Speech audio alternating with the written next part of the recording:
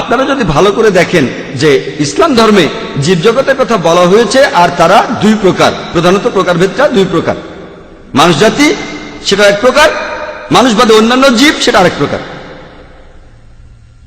মানুষ জাতির কাউকে হত্যা করার কথা যদি বলা হয়, পবিত্র কোরআনে সূরা মাইদার 32 নম্বর আয়াতে উল্লেখ করা হয়েছে, যদি কোনো মানুষ, কোন লোক অন্য মানুষকে হত্যা করে, আর যদি সেটা নরহত্যা বা কোনো ধ্বংসাত্মক কাজের জন্য না হয়, তাহলে সে যেন পুরো মানুষ জাতিকেই হত্যা করলো।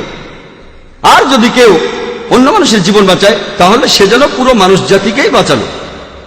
যদি কেউ অন্য মানুষকে হত্যা করে, হোক মুসলিম বা অমুসলিম, যদি সেটা নরহত্যা বা ধ্বংসাত্মক কাজের অপরাধে না হয়, কোরআন বলছে সে পুরো মানুষ জাতিকেই হত্যা করলো। যদি কোনো মানুষকে বাঁচান, তাহলে আপনি পুরো মানুষ জাতিকে বাঁচালেন। মানুষ বাদে অন্যান্য জীবজন্তুর কথা যদি বলতে হয়, মানুষ বিনা কারণে তাদের কোনো ক্ষতি করবে না, বিনা কারণে তাদের হত্যা করবে না, খেলার ছলে, মজা করে বা টার্গেট প্র্যাকটিসের জন্য।